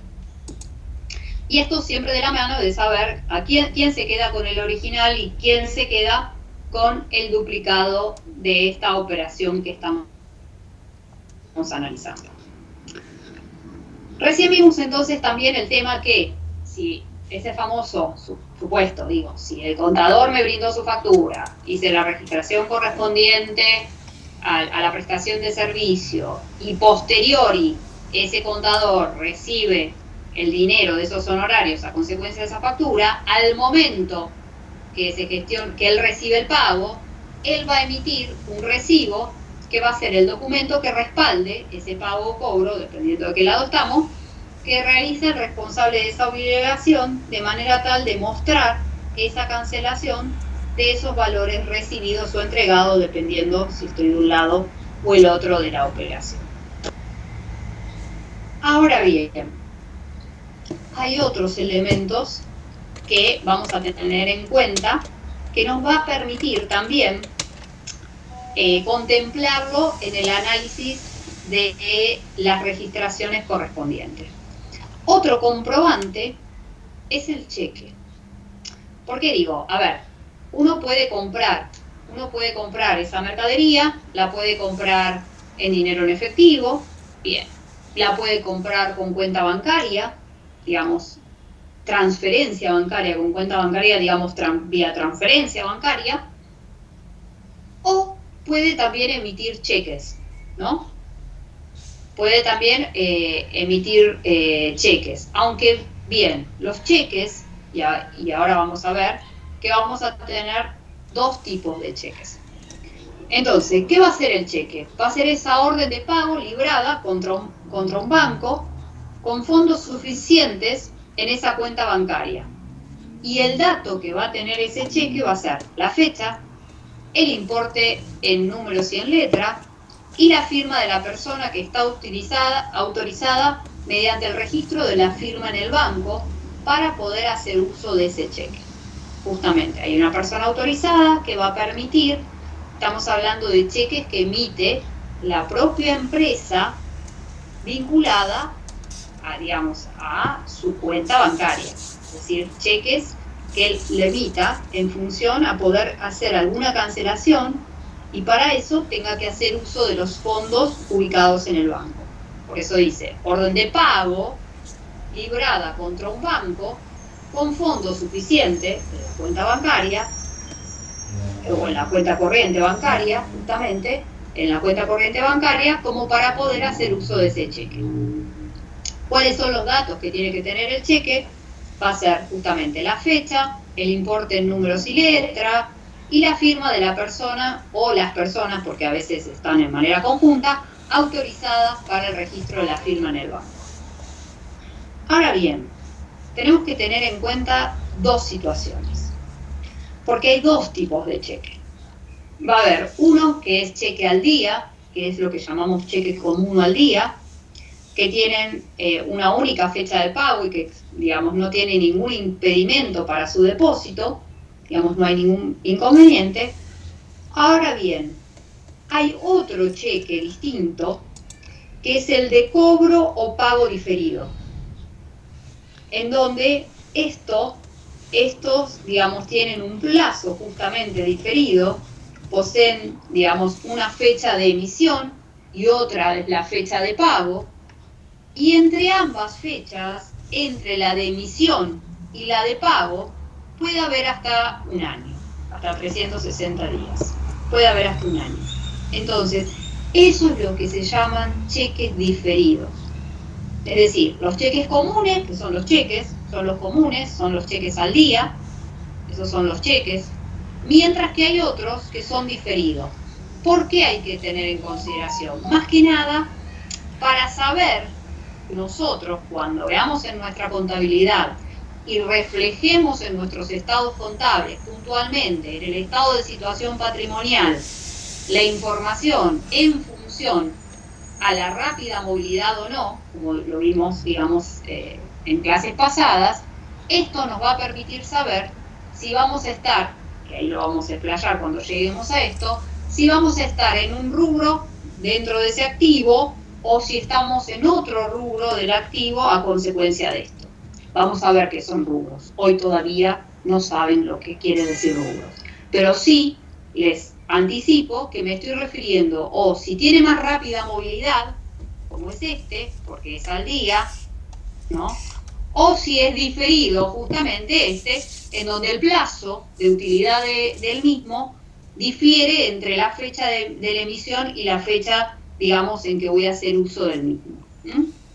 Entonces, esto va a hacer de que yo lo exponga en otro, digamos, en otro rubro, dentro de mi activo, en el carácter de esa rápida movilidad, en donde voy a tener un rubro que va a tener una mayor rápida movilidad, donde va a estar incluido este, y va a haber otro rubro que no tiene tan rápida movilidad, justamente por el plazo que tiene asociado. No quiere decir que no sea el activo, sí, va a ser del activo, pero cuando veamos que el activo va a estar abierto en diferentes rubros, expuestos en función a la movilidad, de lo más líquido a lo menos líquido, van a ir viendo que eso se va a ubicar en dos lugares distintos. Entonces, por lo pronto,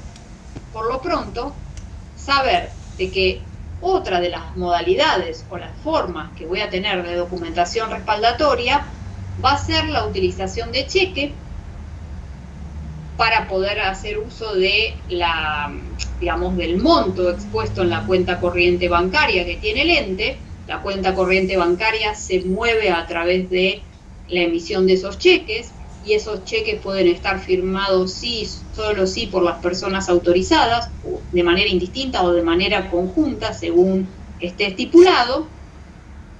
Y después, para que sepan que existen dos clases. Uno que es el cheque al día, que es los cheques comunes, digamos, y otro de cobro o pago diferido. Y este de cobro o pago diferido va a tener una fecha de emisión y una fecha de pago, y entre ambas pueden llegar, de diferencia en cuanto al plazo, pueden llegar hasta 360 días. Pueden llegar a ser. Entonces, esto es importante más que nada para el día de mañana, cuando yo tenga que exponer en mis estados contables los saldos de las diferentes informaciones, saber en dónde ubicar ese saldo, en dónde ubicar esa información y ese saldo, dependiendo de si es uno u otro. De hecho, si estamos hablando, esto va a estar en rubro de caja y bancos, digamos, en un rubro más líquido. Cuando veamos rubros vamos a ver qué es lo que significa, mientras que este no va a estar justamente en el rubro de caja y bancos, por el plazo. Bien. Y hay otros elementos u otra documentación que también es documentación respaldatoria, que me da lugar a tener en consideración al momento de la registración contable que yo realice. Una de ellas es el famoso pagaré, que hablamos hasta ahora. Es un documento que va a representar una promesa de pago para cancelar en una fecha determinada una suma de dinero. Es decir, yo a través del pagaré, yo tengo una deuda con mi tercero, con el proveedor. Yo esa deuda que tengo con el proveedor va a poder ser en cuenta corriente, se llama, es decir, sin documentar, o a través de una documentada, es decir, va a ser en cuenta corriente sin documentar o documentada. Cuando yo tenga esa deuda con mi proveedor, directamente va a ser deuda comercial, deuda con el proveedor, etc. Ahora bien, si yo esa deuda la tengo documentada a través de un pagaré que me va a representar una promesa de pago justamente a una fecha determinada, quiere decir que esa deuda la tengo documentada. ¿Y con qué la tengo documentada? Con este documento, que es el pagaré, que es un documento que me representa justamente esa promesa de pago para poder cancelarlo en una fecha determinada. Las dos son deudas. Las dos son deudas y son deudas ciertas. Yo sé que tengo esa deuda con el proveedor, por ejemplo, ¿no? Ahora, esa deuda sé que va a poder estar documentada o no. Si está documentada, va a estar documentada a través de este documento. Y este documento va a indicar que justamente que tengo la promesa de pago para una fecha determinada de cancelación de una suma X de dinero a través de ese documento que me indica cuál es esa fecha. Por lo tanto, tengo una mayor seguridad, digamos, yo como empresa, digamos, yo si soy el deudor, no digo, del otro lado, de saber que yo le debo a ese tercero, pero ese tercero también, digamos, yo tengo esa, esa deuda documentada, pero el tercero tiene mayor garantía sobre ese crédito que tiene. Es decir, lo que para mí es deuda, para el tercero es un saldo a su favor, ¿sí? Porque es lo que yo le adeudo. Bien, entonces, este pagaré, el original lo va a tener el beneficiario y el duplicado lo va a tener quien lo libre, ese pagaré. Bien. Puede haber otro tipo de documentación también para las diferentes situaciones. El caso de, por ejemplo, como les decía hace un ratito, voy a realizar un depósito en el banco. Bien, entonces yo, si voy a hacer un depósito en el banco, voy a hacer una registración contable correspondiente de ese depósito en el banco. Ajá, perfecto. Pero voy a tener que tener en cuenta que voy a tener que contar con la documentación respaldatoria que me indique esa situación que estoy diciendo. Bien, esa documentación respaldatoria que me indique la situación que estoy indicando, va a ser esa boleta de depósito. Entonces, la boleta de depósito es el documento que respalda ese depósito que hago en el banco, ya sea en efectivo o ya sea en cheque, realizado de la ventanilla o a través de un cajero electrónico. Exactamente, es decir, la boleta de depósito antes tenías una boleta de depósito, digamos, que te emitía el banco porque vos ibas a ventanilla, y hoy no necesariamente podés hacer la operación, ya sea en cajero, ya sea propio mismo moviéndote a través de home banking. Hay muchas situaciones que podés ir haciendo de distintas formas y vas a necesitar tener esa documentación que respalde esos movimientos bancarios que estás realizando, justamente. Y ese documento, en este caso, va a ser la boleta de depósito, es decir, ese ingreso de depósito en cuenta bancaria, ya sea en este caso, dijimos, en efectivo o en cheque. Bien, entonces, el original se lo va a quedar el banco y el duplicado quien está realizando el depósito propiamente dicho. Ahora bien, hay otra situación que también ocurre habitualmente, de hecho ocurre todos los meses, en donde así como la empresa constituyó una cuenta bancaria, todos los meses va a tener asociado un gasto de mantenimiento de esa cuenta bancaria. Entonces, ¿qué va a indicar esto? Va a indicar que ese gasto, por ejemplo, es un ejemplo, ahora vamos a ver que el extracto no solamente va a indicar eso, puede indicar el depósito también, pero digo, es muy factible que la empresa tenga una disminución en su cuenta bancaria a consecuencia del gasto por el mantenimiento de esa cuenta.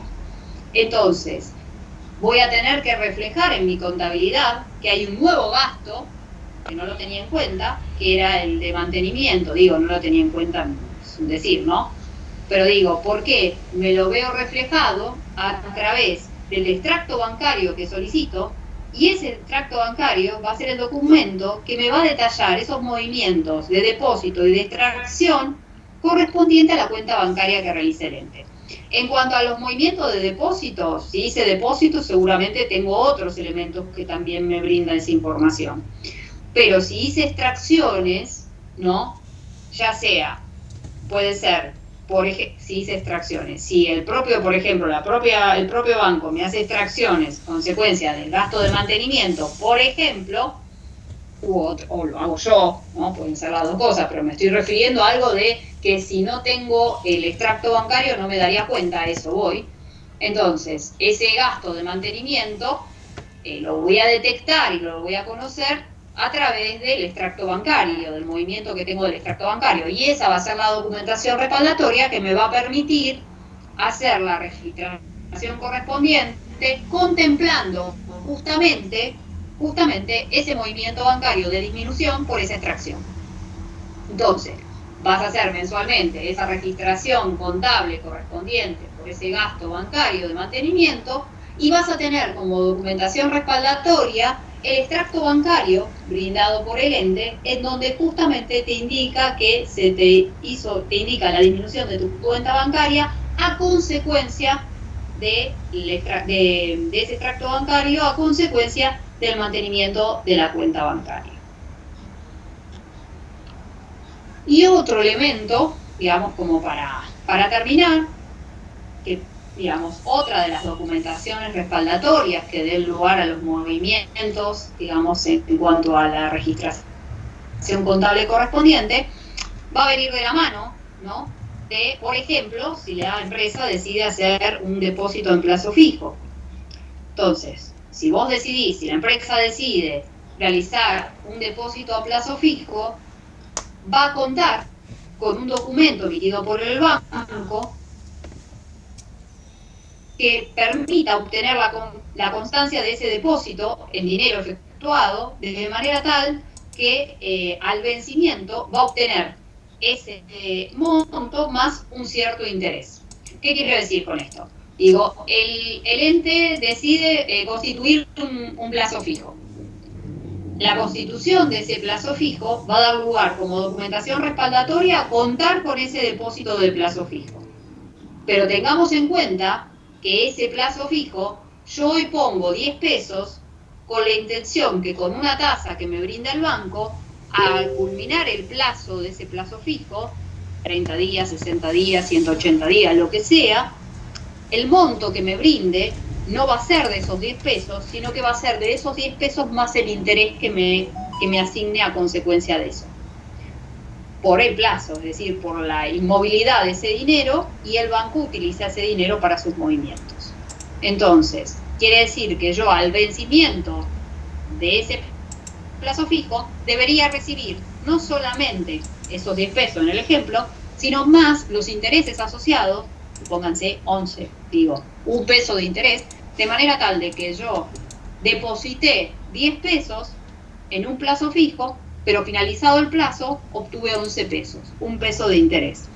¿Y cuál es, digamos, yo voy a hacer la registración correspondiente por ese plazo fijo que estoy constituyendo, yo empresa, y la documentación respaldatoria que me va a permitir hacer esa registración contable va a ser ese certificado de depósito en plazo fijo, que hoy hasta lo tenemos también online, porque con todo esto encima de lo que pasó con el tema de la pandemia, que ya veníamos con avance, pero con el tema de la pandemia también se han generado algunas situaciones que se pueden hacer desde el home banking de forma tal de poder realizar hasta este tipo de operaciones. Y a través de eso también obtener la documentación, digamos, o el comprobante correspondiente para ello. Entonces, ¿cuál es el comprobante de este certificado de depósito a plazo fijo? Justamente el certificado de depósito a plazo fijo. Es decir, ¿cuál es el comprobante de plazo fijo? El certificado de depósito a plazo fijo. ¿Qué va a tener que tener en cuenta? Esta constancia de un dinero en un plazo determinado, en donde al vencimiento no solamente vas a tener expuesto ese dinero, más el interés que corresponde.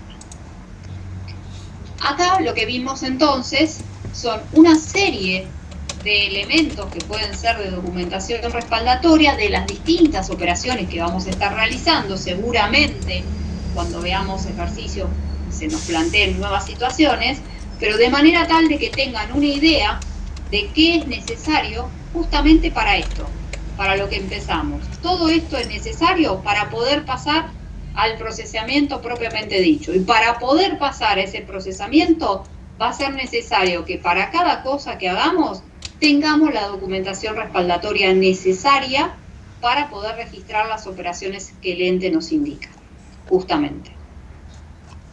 Bueno, sé que es complicado, pero les vuelvo a repetir, van a ser bajadas a través del libro naranja de parte práctica con Matías, de ejemplos de justamente de facturas, de remitos, digamos, de depósitos, etcétera, etcétera, etcétera, de manera tal de que puedan contemplar mayor detalle de la información brindada.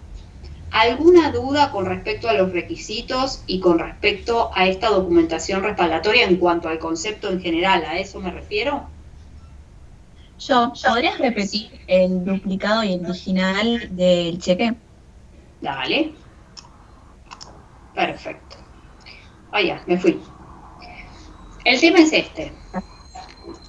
No, por favor. Lo que es vinculado al cheque, el cheque se supone que este cheque es una orden que está librado, digamos, con fondos propios tuyo, es tu cuenta bancaria, tu cuenta corriente bancaria. Entonces, lo que te está indicando acá, que una de las documentaciones respaldatorias que podés tener para una operación que estás gestionando, es digamos, para poder gestionar ese pago, es la utilización de cheques. Es decir, yo puedo comprar algo en función a dinero en efectivo, porque lo pagué con dinero en efectivo, o puedo comprar algo a través de un cheque. Ese cheque ese cheque es la orden librada contra el banco con los fondos suficientes en mi cuenta bancaria. La operación es toda mía, no hay, digamos, no hay un tercero como para poder estar analizando esto. Entonces, ese cheque, que tiene que estar emitido de cierta forma, por ejemplo, estoy gestionando un pago, ¿no? Como empresa, el cheque que emita va a requerir, muchas empresas, algunas no, otras sí, algunas las firmas son de 2 personas en manera indistinta y otra de 2 personas de manera conjunta para poder sacar dinero de la cuenta bancaria vía cheque. Entonces, ese cheque es el que me va a permitir gestionar esta orden de pago teniendo obviamente los fondos suficientes en tu cuenta corriente bancaria. El cheque es la utilización del dinero de la cuenta corriente bancaria. Es decir, tenemos la cuenta de caja, digamos, de ahorro o cuenta corriente bancaria. La de caja de ahorro es la que tiene los movimientos más o menos, depósito, ingresos o egresos que estábamos hablando. Ahora, la cuenta corriente bancaria utiliza para esos movimientos el cheque. Y ese cheque, en este caso, puede librarte de un pago, y ese pago que vos, empresa, estás gestionando, va a requerir que tenga, primero que tenga plata suficiente, fondo, la cuenta bancaria para el cheque que estoy emitiendo. Ciertas condiciones que tenga ese cheque y por quiénes van a estar firmados. Y después, 2 situaciones que pueden darse. Que el cheque puede ser cheque común, cheque al día, o que ese cheque, tanto para cobro como para pago, sea de manera diferida. Es decir, no es, digamos, de rápida movilidad, sino que tiene un diferimiento entre la fecha de emisión y la fecha propiamente, digamos, de pago propiamente dicha. En este, el pago es, digamos, prácticamente automático, en sentido de que no tiene ningún impedimento para hacer el procesamiento, mientras que este sí, el impedimento viene de la mano del plazo que existe. Pero el cheque ocurre todo dentro de lo que sería la cuenta corriente bancaria que tiene esa empresa. El movimiento de ese cheque. Genial, gracias. No, por favor. ¿Alguna otra duda? ¿Alguna otra consulta? No, profe. Bueno, chicos, entonces, que tengan buen fin de semana. Les recuerdo que chequeen lo del tema de ese capítulo 1 y 2 de sistemas contables, porque va a ser necesario para lo que comencemos ya, sí, a partir de la semana que viene, con el tema de variaciones patrimoniales, en donde ya ahí sí nos vamos a sumergir a cuestiones, primero unas cuestiones técnicas, para después pasar práctica y más práctica. Pero para eso va a ser necesario que tengan una base de eso, ¿sí? Así que bueno, la semana que viene vamos a empezar a enfocarnos sobre eso, ¿sí? Vale, profe. Perfecto, que tengan buen fin de semana, chicos. Gracias, Bye, profe, bye. igual. Buen fin de semana. Bye. Chao, chao.